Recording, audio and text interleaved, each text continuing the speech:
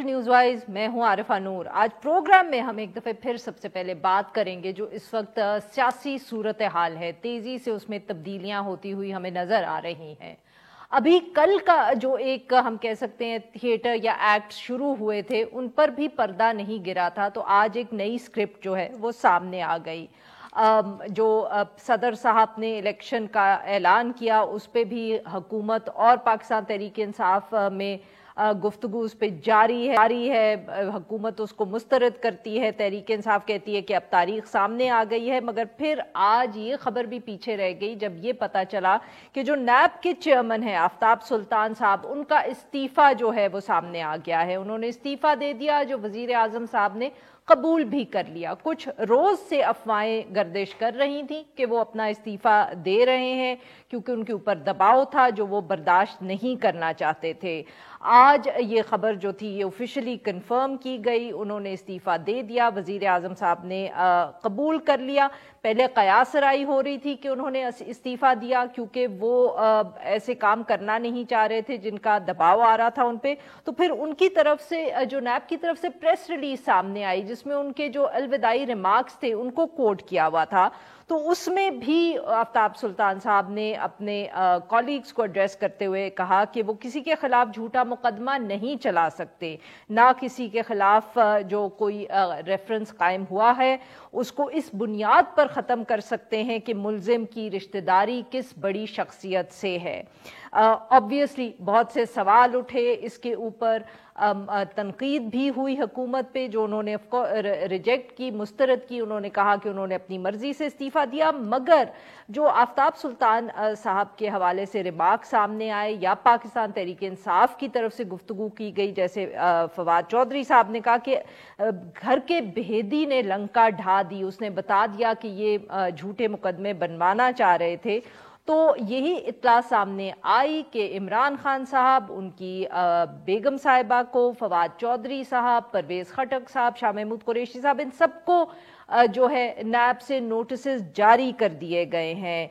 जो इमरान खान साहब को नोटिस जारी हुआ है उसकी तो एक कॉपी भी सोशल मीडिया पे सामने आई है। 9 मार्च को उनको बुलाया गया है। कहा जा रहा है कि 7 मार्च को परवेज़ खटक साहब और शाह महमूद कुरैशी साहब को और फवाद चौधरी साहब को 8 मार्च को तलब किया है। इसके साथ साथ ऑब्वियसली पाकिस्तान तहरीक इंसाफ बहुत कोशिश कर रही है कि वो पार्लियामेंट में जो उनके इस्तीफे अभी तक मंजूर नहीं हुए या जिनकी मंजूरी हुई थी तो कोर्ट ने मुअत्तल कर दिए, तो वो अब अपोजिशन लीडर की जगह संभाल लें। खत आज लिखा गया पाकिस्तान तहरीक इंसाफ की तरफ से नेशनल असेंबली स्पीकर को, और उसमें ये कहा गया है कि क्योंकि अब इस्तीफे कलअदम हो चुके हैं तो इसलिए वो अपोजिशन की सबसे बड़ी जमात है पाकिस्तान तहरीक इंसाफ, ना सिर्फ वो leader of the opposition elect करेंगे, नॉमिनेट करेंगे, बल्कि साथ में अब वो हुकूमत से मुज़ाकरात भी करेंगे इस बात की कि जो नैब का चेयरमैन है अगला वो कौन होगा। जी नाजरीन, और इसके साथ साथ जो और आज की अहम खबर है वो ये है कि पाकिस्तान मुस्लिम लीग काफ जो है वो ज्वाइन करने लगी है, जम होने लगी है पाकिस्तान तहरीक इंसाफ में। इन सारे इश्यूज पे बात करने के लिए और जेल भरो तहरीक है पाकिस्तान तहरीक इंसाफ की जो कल से शुरू हो जाएगी, हम बात करेंगे, but after a short break stay with us. Welcome back नाजरीन, हम बात करेंगे जो सख्त ओवरऑल सियासी सूरत हाल है और पाकिस्तान तहरीक इंसाफ क्या सोच रही है, और हमारे साथ मौजूद है असद उमर साहब, secretary general Pakistan Tehreek Insaf. Welcome to the show sir. जी असद साहब, आज ऑब्वियसली आफ्ताब सुल्तान साहब के इस्तीफे की खबर सामने आई, फिर शो को नोटिसेस भी जो है वो मिल गए हैं इमरान खान साहब को और सीनियर रहनुमा जो हैं पाकिस्तान तहरीक इंसाफ के। सर, क्या आप लोगों को अंदाजा था, कुछ दिनों से ये कयासराई हो रही थी कि वो इस्तीफा दे चुके हैं या देने का सोच रहे हैं क्योंकि वो दबाव के नीचे काम नहीं करना चाहते? अगर इस्लामाबाद में खबर गर्म थी तो पाकिस्तान तहरीक इंसाफ को तो जरूर मालूम होगा। देखिए, ये जी बिल्कुल खबर ये आ रही थी, और सिर्फ वो नहीं है, इस वक्त बहुत सारे और अफसरान भी जो हैं उनके ऊपर भी दबाव डाला जा रहा है झूठे सच्चे केस बनाने का। तो इस वक्त ये जो एक गैर फितरी निज़ाम जिसको बनाने की कोशिश की गई थी पिछले साल रिजीम चेंज ऑपरेशन के बाद, وہ اپنے آخری سانسیں لے رہا ہے. تو وہ جس وقت دیا بھی بجھنے لگتا ہے نا تو اس سے پہلے وہ ایک دم سے پھڑپڑاتا ہے. تو یہ وہ والی صورتحال ہے. اب وہ ڈیسپریشن کے اندر پریشانی, اور کل جو لاہور میں مناظر دیکھنے کو ملے ان کو, اس کے بعد پریشانی میں یقیناً ان کی اور اضافہ ہو گیا ہوگا. تو یہ بالکل ڈیسپریٹ ایکٹس ہیں. اور جیسے آپ اپنے ابتدائیے کے اندر بات کر رہی تھیں کہ ملک جو ہے وہ تو الیکشن کی طرف جا رہا ہے, تو یہ نظام, یہ غیر فطری نظام جو بنا تھا, یہ بھی اپنی آخری سانسیں لے رہا ہے اور یہ بھی ختم ہونے کی طرف جا رہا ہے. اسد صاحب, بٹ تنقید تو سر یہ ہو رہی ہے کہ آپ لوگوں کو معلوم کیونکہ تھا تو اسی لیے کل آپ لوگوں نے اتنا پاور شو کیا, اور اس کے اوپر جو تھی پاکستان تحریک انصاف کی جو پلاننگ تھی وہ کافی دنوں سے چل رہی تھی, اور اسی لیے کیونکہ آپ کو معلوم ہے کہ آگے اب آپ لوگوں کو روز بلایا جائے گا یا گرفتاریاں بھی ہوں گی کرپشن کیسز میں, تو اس لیے آپ نے پہلے ہی ذرا نا وہ ڈرانے کے لیے یہ کیا ہے. اچھا جی, کل فیصلہ جو ہوا, پہلے ہمارے پاس صبح شبلی فراز گئے, ان کی عدالت میں میٹنگ ہوئی اور ہماری جو درخواست تھی کہ گاڑی اندر آنے کی اجازت دے دی جائے وہ منع کر دیا گیا. اس کو ہماری درخواست کو مسترد کر دیا گیا. اور ہم جس وقت بیٹھے 2-2:30 بجے ہم بیٹھے ہوئے تھے زمان پارک کے اندر, تو اس وقت تو گفتگو یہ ہو رہی تھی کہ ظاہر ہے جو خان صاحب کی جو ٹانگ کی جو چوٹ ہے اس کی جو حالات ہیں وہ کو ممکن ہی نہیں ہے, وہ بیریئر سے اتر کے اگر ان کو اس کراؤڈ کے اندر سے چل کے آنا پڑتا تو کیسے وہ آ سکتے تھے. تو اس وقت ہمیں تو 2-2:30 بجے تک تو ہمیں یہ نہیں پتا تھا کہ خان صاحب نے آج جانا ہے کہ نہیں جانا. تو منصوبہ بندی کئی دنوں کی تو دور کی بات, 3 بجے جا کے فیصلہ ہوا کہ خان صاحب نے آنا ہے, اور 4:15 بجے جو ہے لگ بھگ ہم زمان پارک سے نکل چکے تھے. تو یہ 1.25 گھنٹہ تھا جس کو آپ بول رہی ہیں منصوبہ بندی. وہ عمران خان کا پیار ہے لوگوں, چلا کہ چلو چلو ہائی کورٹ چلو, پاکستان تحریک انصاف کے جو سوشل میڈیا اکاؤنٹس ہے وہ اس کو ٹویٹ کرے, لوگ کہہ رہے ہیں کہ آپ اس کی وجہ سے لوگ اکٹھے ہو گئے, آپ لوگوں نے کال دے دی سوشل میڈیا پہ. یہ بتائیے کہ مجھے ٹویٹ بتائیے کہ سب سے پہلی ٹویٹ اس وقت کتنے بجے ہوئی تھی؟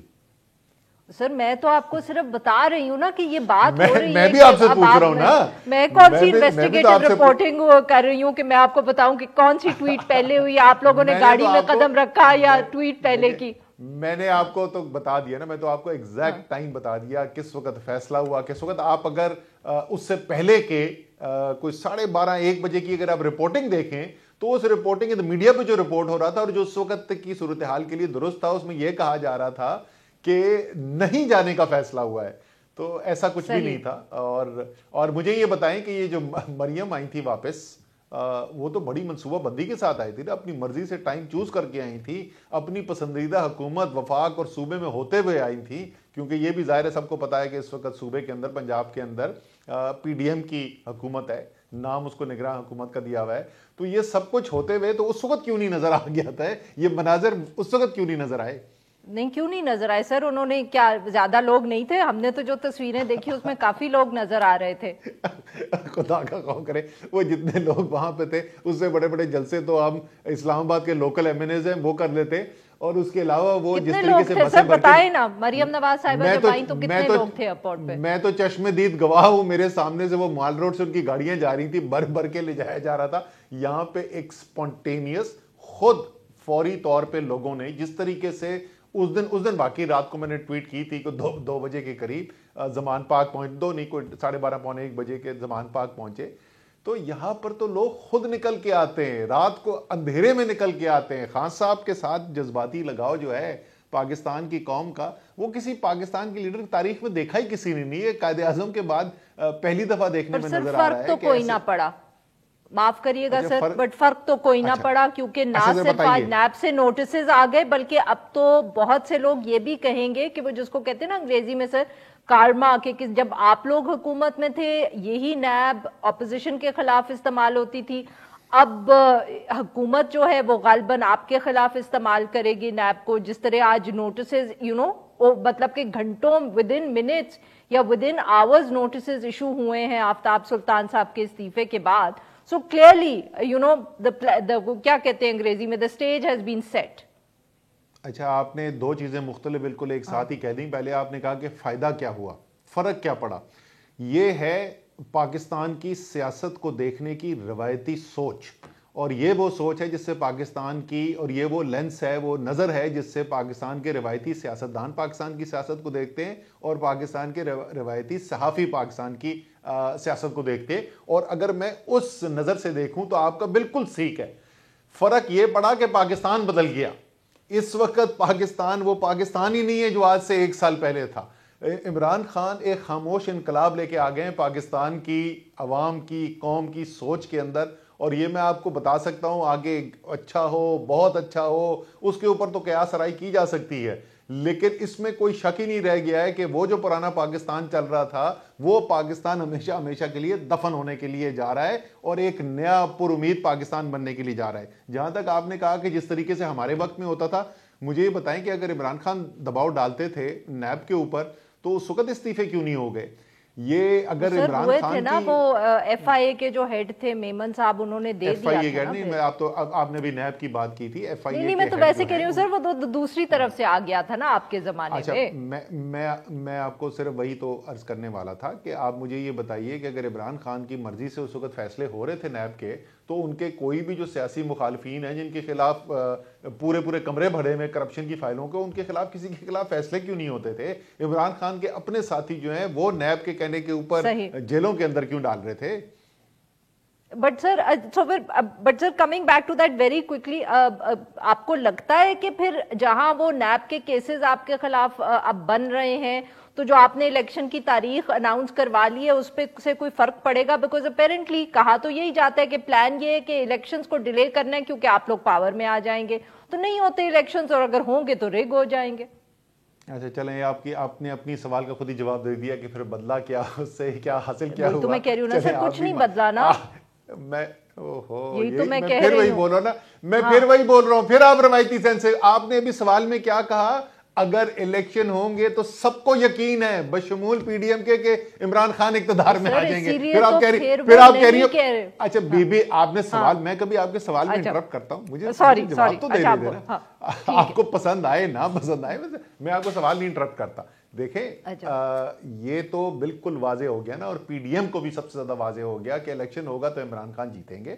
پھر آپ نے کہا کہ ان کی خواہش ہے کہ الیکشن نہ ہو. ان کی خواہش یہ بھی نہیں تھی کہ پنجاب کا بائی الیکشن ہو, اور بائی الیکشن ہوا, حمزہ اپنی کرسی سے ہٹائے گئے, ہماری حکومت آئی.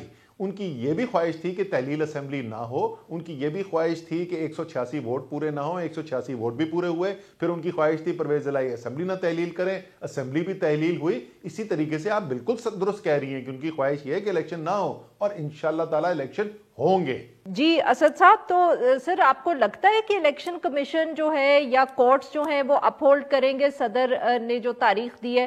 بیکاز بہت سے قانونی ماہرین کا خیال ہے کہ صدر صاحب کے پاس یہ پاور نہیں ہے. اچھا, یہ پہلے ہم اس کے اوپر بات کر لیتے ہیں کہ کس بات کے اوپر تمام قانونی ماہرین کو اتفاق ہے, اور وہ تمام قانونی ماہرین کو اس بات کے اوپر اتفاق ہے کہ 90 دن کے اندر الیکشن کرانا آئینی ذمہ داری ہے, جس سے ایک دن بھی آگے نہیں جایا جا سکتا. دوسری بات آ گئی کہ صدر صاحب کے اعلان کا. دیکھیں صدر صاحب نے اپنا اعلان کر دیا ہے, اس کا ایک الیکشن ایکٹ 2017 آرٹیکل 57(1) کے اندر گنجائش موجود ہے, اور مجھے یقین ہے کہ کل پشاور ہائی کورٹ میں جو ہیئرنگ ہو رہی ہے کے پی کے الیکشن کی, وہاں سے بھی اناؤنسمنٹ آ جائے گی ہمارے پاس, اور سپریم کورٹ کے اندر بھی پٹیشن رکھی ہوئی ہے. تو چاہے وہ صدر صاحب کے اعلان کے اوپر عمل ہو, جو کہ ہونا چاہیے, وہ ریاست کے آئینی سربراہ ہیں, قانون کے اندر ان کے پاس آرٹیکل 57(1) میں یہ اختیار حاصل ہے, اس کے اوپر عمل درآمد ہونا چاہیے. یہ اگر نہیں بھی کرنے کی کوئی بہانہ ڈھونڈ کر یہ اس سے نکلنے کی بھی کوشش کریں گے تو ان کو کورٹس کے اندر جو ہے وہ بائنڈ کر دیا جائے گا. سو جیسے میں نے کہا کہ اس میں اب کوئی شک نہیں ہے کہ پاکستان الیکشن کی طرف جا رہا ہے, اور یہ جو پرانا نظام, ایک غیر فطری نظام جس کو بنایا گیا تھا, وہ اب ہمیشہ کے لیے ختم ہونے کے لیے جا رہا ہے. اب اس کی آخری رسومات ہیں, صرف سوال یہ ہے کہ آخری رسومات پڑھے گا. سر اسٹیبلشمنٹ بھی جو ہے وہ آپ کے خیال میں ایک سٹیک ہولڈر اتنا اہم نہیں رہے گا یہ نئے پاکستان میں؟ اسٹیبلشمنٹ جو ہے اس کا پاکستان کے اندر بہت اہم رول ہے, اور اس کا اہم رول رہے گا, لیکن وہ اہم رول جو ہے وہ آئین کے دائرہ کار کے اندر رہ کے اگر رہے گا تو یہ پاکستان کی فوج کے لیے بھی بہتر ہے اور پاکستان کی قوم کے لیے بھی بہتر ہے. دونوں کی بہتری اس کے اندر ہے کہ جو آئین کے اندر کردار دیا ہوا ہے اسی کردار کے مطابق پاکستان کی فوج اپنا عمل کرے, اور پاکستان کے معاملات کے اندر ان کی ایک کنٹریبیوشن ہو. پاکستان کا سب سے بڑا مضبوط ادارہ ہے, بڑا ادارہ ہے, اور پاکستان کی بہتری کے لیے بہت سے کام کر سکتا ہے، لیکن سیاست کرنا اس ادارے کا نہ کام ہے، نہ ان کے اندر اس کی گنجائش ہے. اتنی سی صرف سادہ سی بات ہے. سر لاسٹ کویسچن، کل آپ لوگوں کی جیل بھرو تحریک شروع ہو رہی ہے، کیا اس کے لیے کوئی پلانز ہیں؟ جی بالکل پلان ہے، باقاعدہ کل لاہور سے اس کا آغاز ہونے جا رہا ہے اور اس کے بعد اس نے مختلف شہروں کے اندر جانا ہے.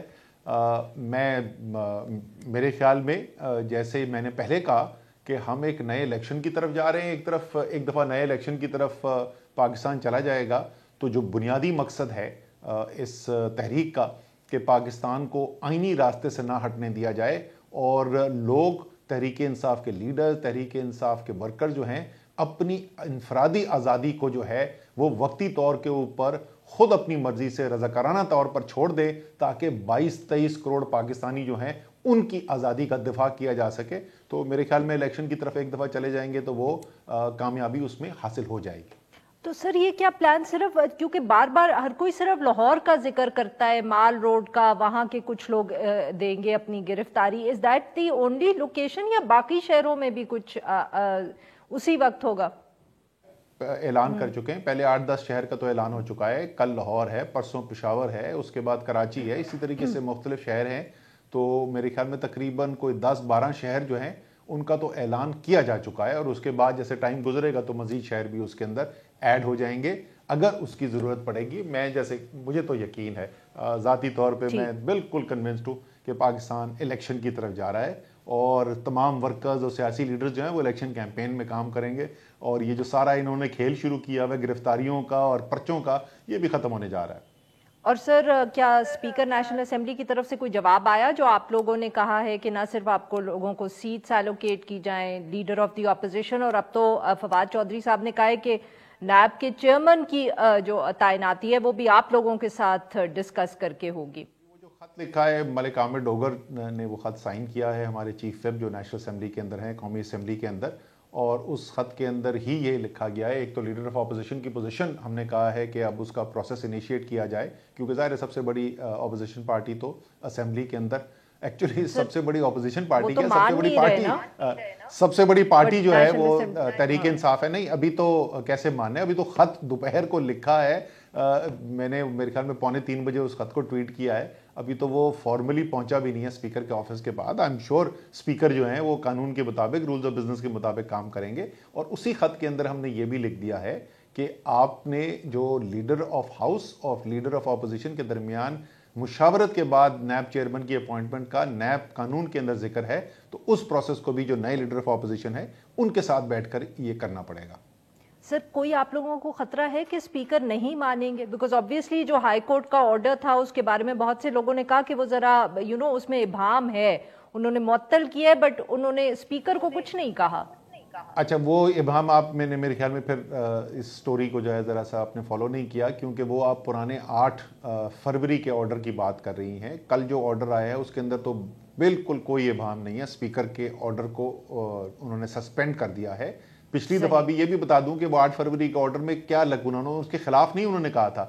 اسمبلی والے جو ہیں وہ کوئی کاپی نہیں دینے کو تیار تھے اس آرڈر کی جس آرڈر کو چیلنج کیا گیا تھا، اور وہ ٹیکنیکل اس کے اندر ایک فلا تھا، تو وہ جو ہے پرنٹنگ کارپوریشن آف پاکستان سے نکلوایا گیا ہے اس آرڈر کی کاپی اور اس کو لگایا گیا اور اس کی بنیاد کے اوپر جو ہے کورٹ نے سسپینڈ کر دیا اسپیکر کی نوٹیفیکیشن کو.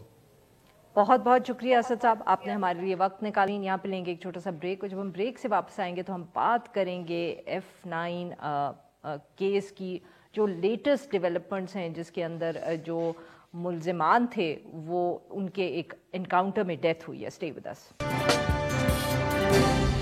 Welcome back. پروگرام کے اس حصے میں ہم ذکر کریں گے جو F9 پاک کے واقعے کے بعد جو ایونٹس ہوئے، اگر ہم یہ کہہ سکیں.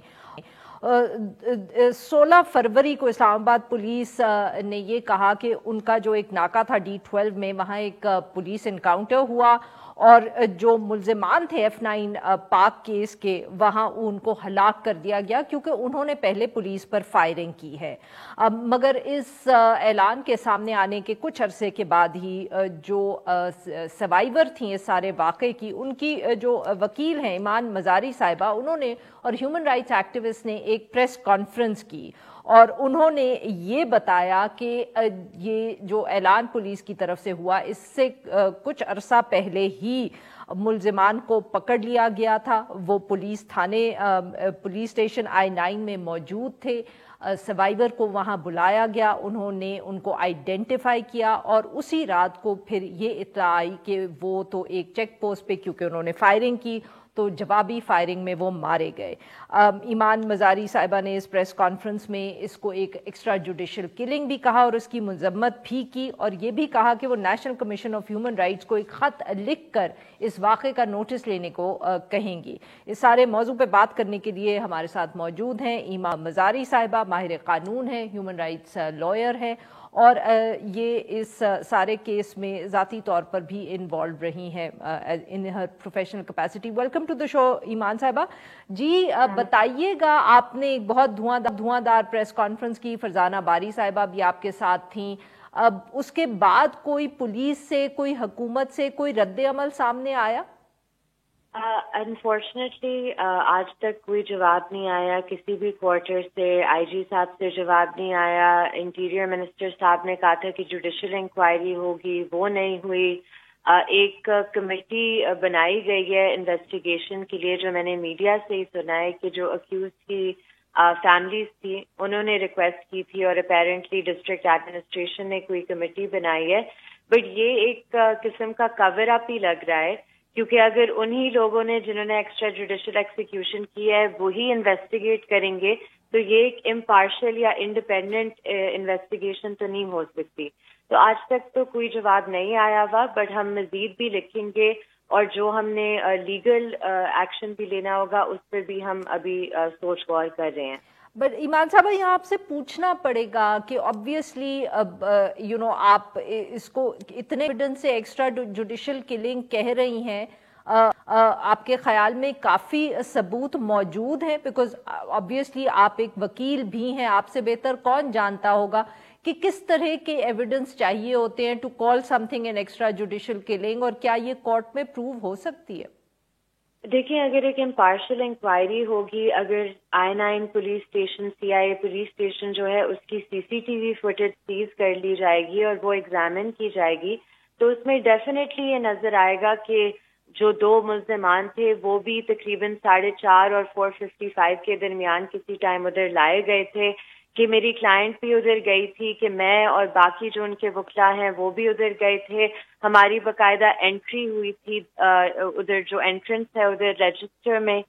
تو اگر یہ سارے ثبوت منگوا لیں, اس لیے ہم نے NCHR کو لکھا ہے کہ ایٹ لیسٹ جو یہ چیزیں ہیں انہیں پریزرو کی جائے, بیکاز انہی بیسس پہ یہ نظر آ جائے گا کہ یہ ایکسٹرا جوڈیشل ایکسیکیوشن ہے, کیونکہ یہ 15/2 کو پولیس کی کسٹڈی میں تھے.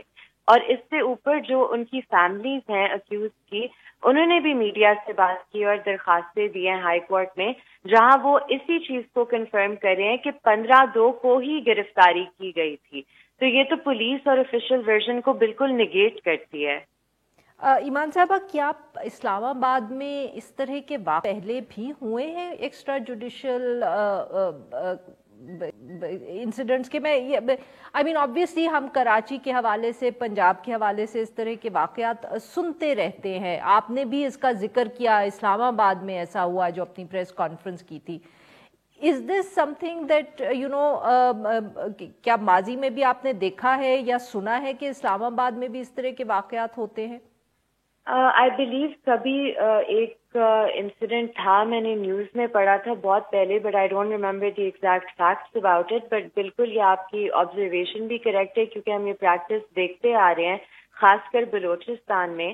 لیکن جو اسلام آباد ہے وہ بائی اینڈ لارج اس چیز سے تھوڑا اس کا ڈسٹینس رہا ہے.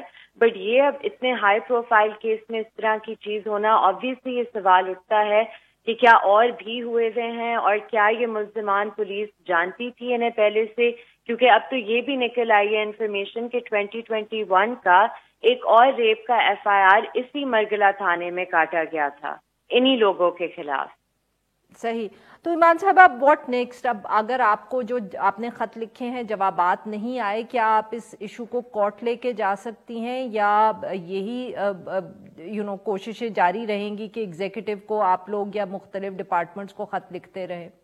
جی ڈیفینیٹلی ایک آبویسلی پروسیجر فالو کرنا پڑتا ہے. تو اس سے پہلے کہ ہم کسی بھی کورٹ کو اپروچ کریں، جو ہماری باقی ریمیڈیز ہیں یا تو ریپرزنٹیشنز کے طور پر یا کمیونیکیشنز کے طور پر، کہ وہ ہم ریلیونٹ اتھارٹیز کے سامنے رکھیں، اور وہ جب نہیں رسپونڈ کرتے، جو کہ ابھی ہو رہا ہے، then we will approach the relevant court depending کہ ہم کیا ایگزیکٹلی ریمیڈیز سیک کرنا چاہ رہے ہیں. بیکاز ریمیڈی جو ایک میجر ہم سیک کرنا چاہ رہے ہیں وہ ایک جوڈیشل انکوائری ہے.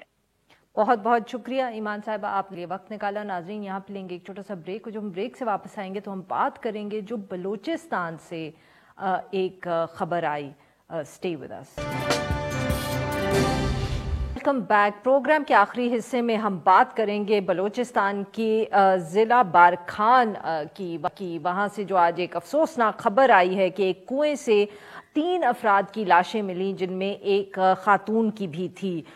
کہا جا رہا ہے کہ یہ جو لاش خاتون کی ملی ہے، یہ ایک سوشل میڈیا پہ جو وائرل ویڈیو ہے ایک خاتون کی، یہ انہی کی ہے. گرا ناز نامی ایک خاتون ہے، ان کی سوشل میڈیا پہ ایک ویڈیو نظر آتی ہے. قرآن انہیں ہاتھ میں پکڑا ہوا ہے اور وہ دہائی دے رہی ہیں اور کہہ رہی ہیں کہ وہ اور ان کے بچے جو ہیں وہ ایک نجی جیل میں بند ہیں اور وہ وہاں سے چھٹنا چاہتی ہیں. اسی ویڈیو میں وہ نام بھی لیتی ہیں کہ سردار عبد الرحمان کھیتران جو ایک صوبائی وزیر ہیں، انہوں نے جیل میں اس خاندان کو قید کیا ہوا ہے. obviously بہت بڑی خبر بن گئی آج جب پتہ چلا کہ کنویں سے اسی خاتون کی لاش نکلی ہے. پولیس یہ کہتی ہے کہ ان کو فائرنگ کر کے قتل کیا گیا ہے، جبکہ خاتون کے چہرے پر تیزاب بھی ڈالا ہوا تھا. اس وقت تک جو اطلاعات آئی ہیں ان کے مطابق کوئٹہ کے ریڈ زون میں لاشیں لے کے جو ان کے رشتہ دار ہیں وہ بیٹھے ہوئے احتجاج کر رہے ہیں. اور ان کے جو شوہر ہیں خان محمد مری، انہوں نے وہ بھی اپنی جان کے خطرے کی وجہ سے روپوش ہیں، مگر اب بھی ان کے جو اور بچے ہیں، 4 بیٹے اور 1 بیٹی، وہ سردار کی قید میں ہی ہیں، جو میڈیا رپورٹ سامنے آئی ہیں. چیف منسٹر بلوچستان انہوں نے بھی اعلان کر دیا ایک GIT کا to look into this issue, جبکہ جن کے اوپر الزام لگا ہے کھیتران، سردار کھیتران، انہوں نے مسترد کر دیا ہے اس الزام کو. اس سارے معاملے پہ بات کرنے کے لیے ہمارے ساتھ موجود ایوب ترین صاحب، سینئر صحافی ہیں، کوئٹہ سے ہمیں جوائن کریں. ویلکم ٹو دا شو. جی ایوب ترین صاحب بتائیں کیا تفصیلات ہیں؟ الزام لگا ہے کہ یہ لوگ جیل میں تھے، وہاں ان کو قتل کیا گیا ہے، اور بھی بچے ابھی وہیں ہیں، مگر جن پہ الزام لگایا گیا ہے وہ کہتے ہیں کہ ایسی کوئی بات نہیں ہے. جی بالکل. یہ جو قتل کا واقعہ ہے، کل شام کو جب یہ لاشیں ملی تو اس کے بعد پورے کولو میں ایک کہرام مچ گئی، اور آج صبح یہ لاشیں بارکان سے کولو پہنچائی گئی، وہاں ان کی نماز جنازہ ہوئی. اس کے بعد یہ جلوس کی صورت میں کوئٹہ کی طرف روانہ ہوئے، اور اب سے تھوڑی دیر قبل یہ کوئٹہ پہنچ کے، اور اس وقت سر آپ نے بھی بتا دیا کہ وزیراعلیٰ ہاؤس کے سامنے ریڈ زون میں پہنچ کے اور انہوں نے میتیں جو ہے وہاں پہ رکھی ہوئی ہے. اور ان کا جو مظاہرین ہے ان کا مطالبہ ہے کہ بقول ان مظاہرین کے کہ صوبائی وزیر سردار عبد الرحمان کھیتران جو ہے وہ اس میں ملوث ہے، اور ان کو فوری طور پر برطرف کیا جائے، ان کے خلاف مقدمہ درج کیا جائے. ایوب صاحب تو یہ بتائیے گا کہ یہ کچھ پتا چلا کہ وہ مطلب کہ یہ کس وجہ سے وہ جیل میں اگر ڈالا ہوا تھا تو ڈالا ہوا تھا؟ کیا کوئی مطلب کہ ٹرائبل رائیولری تھی، کوئی خاندانوں میں دشمنی تھی، وجہ کیا تھی؟ بقول خان محمد مری کے کہ وہ سردار عبد الرحمان کے گھر وہاں پہ ملازم تھا، اور 2019 سے جو ہے وہ وہاں پہ قید ہے. اس سے پہلے وہ وہاں کام کرتا تھا، اور اس کے بعد جب ان کی کوئی تلخ کلامی ہوئی تو اس کے بنیاد پہ ان کا یہ الزام ہے کہ سردار عبد الرحمان کھیتران نے ان کے فیملی والوں کو اٹھایا اور ان کو رمال بنا دیا اور قید میں ڈال دیا. اور یعنی کہ یہ 2019 سے جیل میں تھے، آپ یہ کہہ رہے ہیں؟ جی وہ یہ بتا رہے ہیں الزام لگائے 2019 سے. جی وہ یہ الزام لگا رہے ہیں. اور اس بارے میں جب ہم نے سردار عبد الرحمان کیتران سے بات کی تو انہوں نے کھلم کھلا اس کی سخت تردید کی ہے اور انہوں نے یہ کہا کہ ایک سازش کے تحت ان کے خلاف یہ پروپیگنڈا کیا جا رہا ہے اور وہ ایسے وقت میں ہو رہا ہے کہ جب عام انتخابات قریب آ رہے ہیں اور وہ الیکشن میں جا رہے ہیں اور اس صورتحال میں یہ پروپیگنڈا کیا جا رہا ہے. بلکہ انہوں نے یہ بھی کہا کہ اس کا ایک آزاد تحقیقاتی کمیشن ہونا چاہیے جس میں میں خود بھی پیش ہوں گا, ہیلپ کروں گا کہ جو لوگ اس میں ملوث ہیں ان کے خلاف کارروائی ہونی چاہیے. دوسری جانب ابھی آپ سے تھوڑی دیر قبل سر یہ جو جے آئی ٹی کی خبر آئی ہے, کیا اس کے بارے میں کوئی ڈیڈ لائن وغیرہ دی ہے کہ یہ کب بنے گی یا کب تک کام اپنا مکمل کرے گی؟ کہا ہے کہ یہ پوری طور پر انہوں نے وزراء نے جو جے آئی ٹی کی کمیٹی تشکیل دی ہے اور یہ 30 دن کے اندر اس کی رپورٹ بھی انہوں نے طلب کر دی اور یہ جے آئی ٹی جو ہے ڈی آئی جی پولیس لورائی کی سربراہی میں 5 رکنی جو ہے وہ کمیٹی انہوں نے بنا دی ہے. دوسری جانب آج بلوچستان اسمبلی میں بھی اس پہ بڑی بات ہوئی, حکومت اور اپوزیشن کی جانب سے بھی انہوں نے یہ مطالبہ کیا کہ اس کا فوری طور پر تحقیقات ہونے چاہیے. بہت بہت شکریہ ایوب صاحب, آپ نے ہمارے لیے. ناظرین آج کے لیے بس اتنا ہی. We'll be back tomorrow at the same time.